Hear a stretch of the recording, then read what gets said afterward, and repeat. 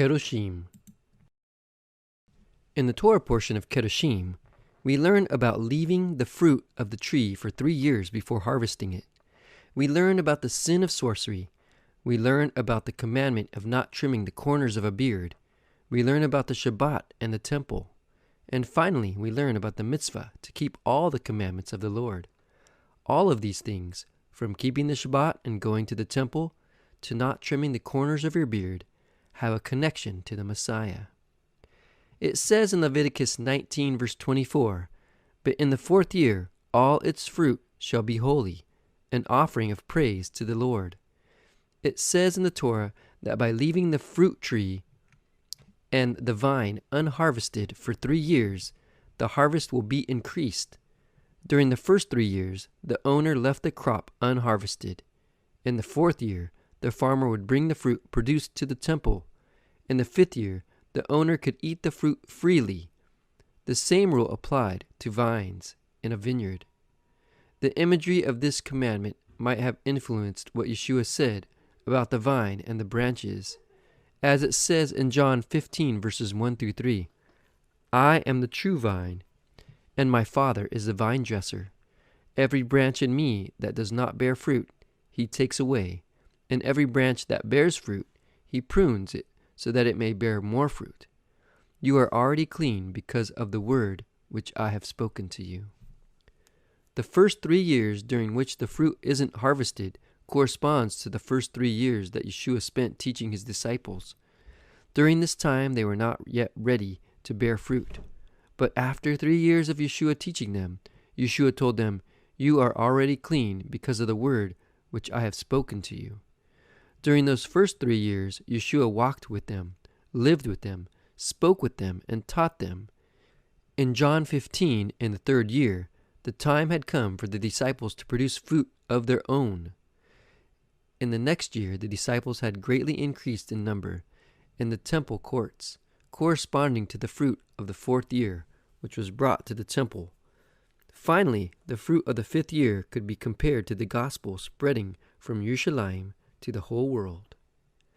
As it says in Leviticus 19 verses 26 and 31, "You shall not eat anything with the blood, nor practice divination or soothsaying. Do not turn to mediums or spiritists.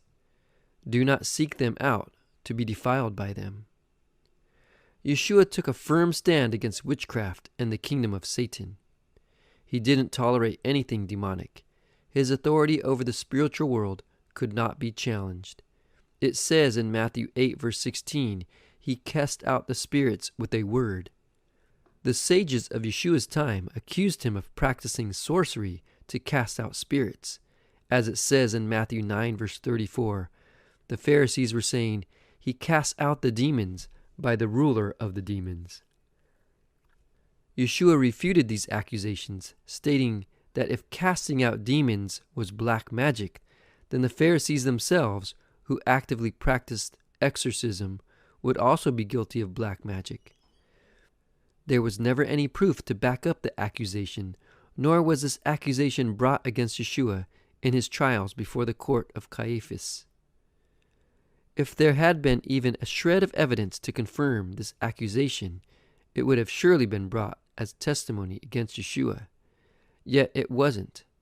Nevertheless, this accusation stayed with Yeshua, with writings even as late as the Talmudic period, having several veiled and some not so veiled passages insinuating that Yeshua performed miracles by means of sorcery, as it says in Sanhedrin 107b.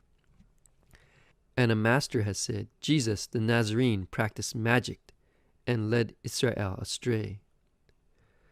Passages like this prove that the Jewish community didn't deny that Yeshua performed miracles, and in reality, Yeshua was the opposite of a sorcerer. Occultism attempts to manipulate the spiritual world through spirits. Yeshua commanded both the spiritual and physical world on behalf of God. He had no need to call on spirits to do his work. It says in Leviticus 19 verse 27, "You shall not round off the side growth of your heads, nor harm the edges of your beard." Like all Torah observant men in Yeshua's time, Yeshua had a beard and some form of peyot, side locks, in keeping with the commandment of refraining from trimming the sides of the head or the edge of the beard. In this passage, the corners of the head refers to the hairline near the ears, and the corners of the beard refers to the chin. These corners correspond to the corners of the field which can't be harvested, which have to be left for the poor.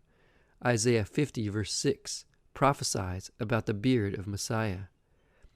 I gave my back to those who strike me, and my cheeks to those who pluck out the beard. I did not cover my face from humiliation and spitting.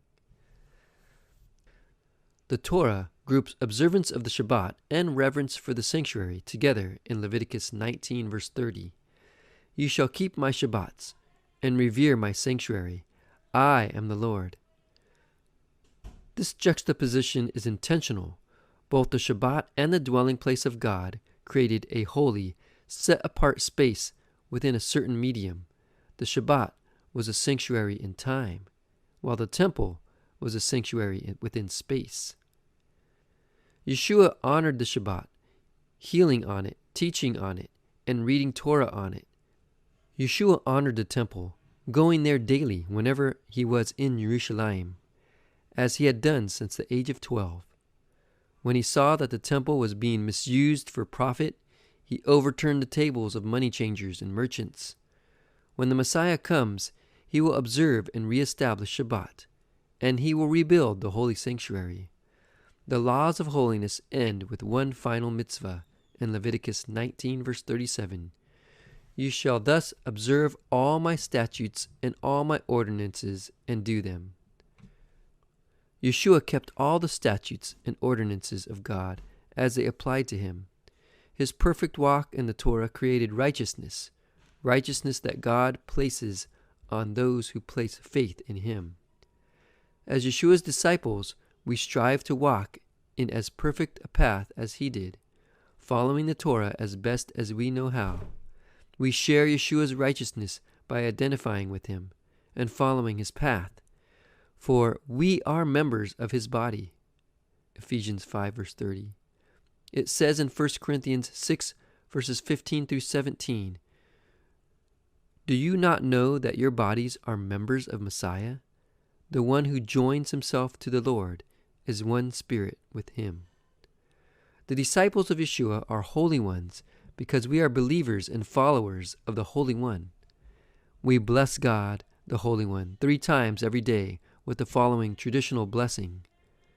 You are holy, and your name is holy, and holy ones will praise you every day. Blessed are you, Lord, the Holy God. In Kedoshim, we learn about many things, from waiting for the 4th year before harvesting fruit, to the commandment about keeping all the commandments. It all points towards the Messiah.